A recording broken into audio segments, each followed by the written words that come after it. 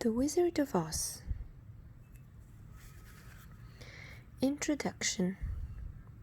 Folklore, legends, myths, and fairy tales have followed childhood through the ages, for every healthy youngster has a wholesome and instinctive love for stories fantastic, marvelous, and manifestly unreal.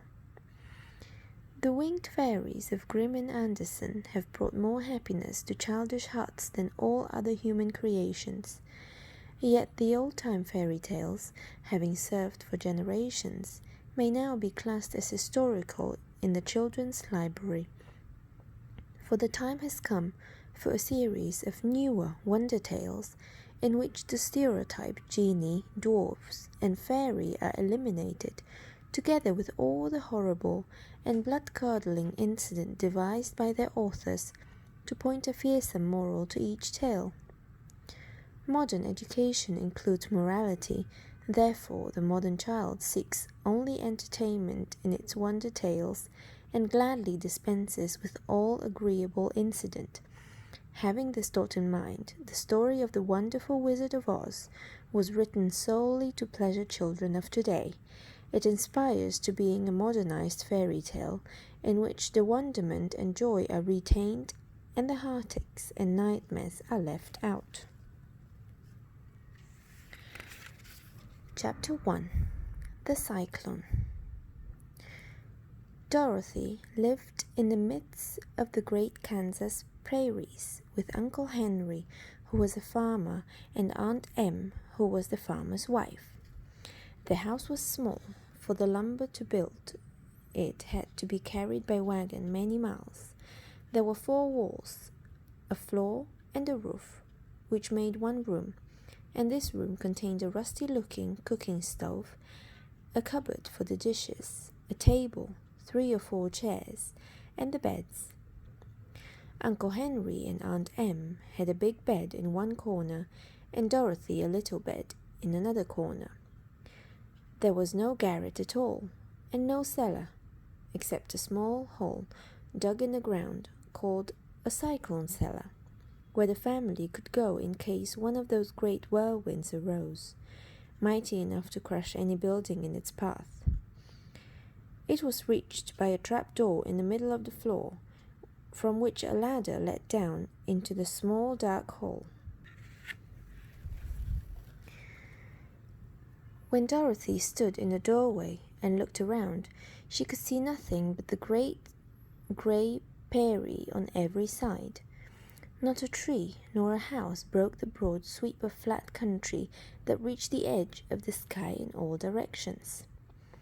The sun had baked the ploughed land into a grey mass, with little cracks running through it.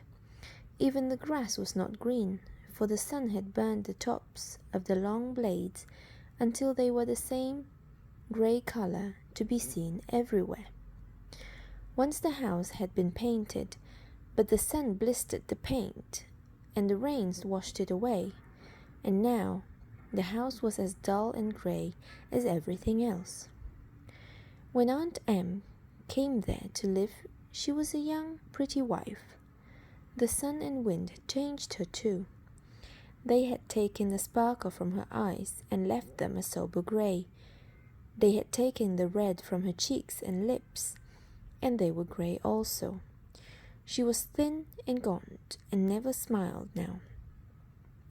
When Dorothy, who was an orphan, first came to her, Aunt Em had been so startled by the child's laughter that she would scream and press her hand upon her heart whenever Dorothy's merry voice reached her ears. And she still looked at the little girl with wonder that she could find anything to laugh at. Uncle Henry never laughed. He worked hard from morning till night and did not know what joy was. He was grey also, from his long beard to his rough boots, and he looked stern and solemn and rarely spoke. It was Toto that made Dorothy laugh, and saved her from growing as grey as her other surroundings. Toto was not grey. He was a little black dog, with long silky hair and small black eyes that twinkled merrily on either side of his funny wee nose. Toto played all day long, and Dorothy played with him and loved him dearly. Today, however, they were not playing. Uncle Henry sat upon the doorstep and looked anxiously at the sky, which was even grayer than usual. Dorothy stood in the door with Toto in her arms and looked at the sky too. Aunt Em was washing the dishes. From the far north they heard the low wail of the wind, and Uncle Henry and Dorothy could see where the long grass bowed in waves before the coming storm. There now came a sharp whistling in the air from the south. As they turned their eyes that way, they saw ripples in the grass coming from that direction too. Suddenly, Uncle Henry stood up. "There's a cyclone coming, Em," he called to his wife. "I'll go look after the stock." Then he ran toward the sheds, where the cows and horses were kept. Aunt Em dropped her work and came to the door. One glance told her of the danger close at hand. "Quick, Dorothy," she screamed. "Run for the cellar." Toto jumped out of Dorothy's arms and hid under the bed, and the girl started to get him. Aunt Em, badly frightened, threw open the trapdoor in the floor and climbed down the ladder into the small dark hall. Dorothy caught Toto at last and started to follow her aunt. When she was halfway across the room, there came a great shriek from the wind, and the house shook so hard that she lost her footing and sat down suddenly upon the floor. A strange thing then happened. The house whirled around 2 or 3 times and rose slowly through the air.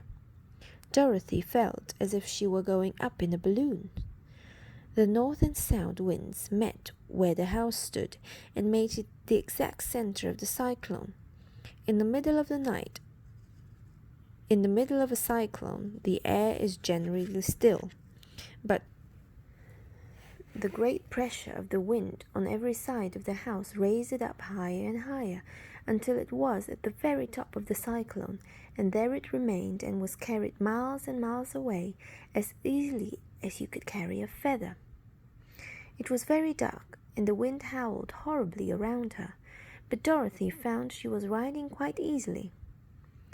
After the first few whirls around, and one other time when the house tipped badly, she felt as if she were being rocked gently, like a baby in a cradle.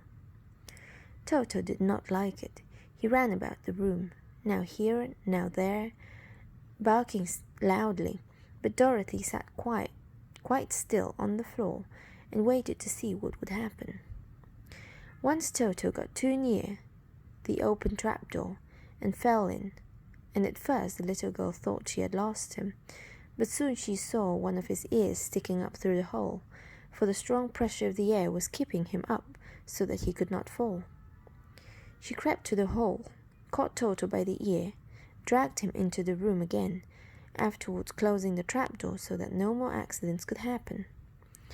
Hour after hour passed away, and slowly Dorothy got over her fright, but she felt quite lonely, and the wind shrieked so loudly all about her that she nearly became deaf. At first she had wondered if she would be dashed to pieces when the house fell again, but as the hours passed and nothing terrible happened, she stopped worrying and resolved to wait calmly and see what the future would bring. At last she crawled over the swaying floor to her bed and lay upon in it, and Toto followed and lay down beside her. In spite of the swaying of the house and the wailing of the wind, Dorothy soon closed her eyes and fell fast asleep.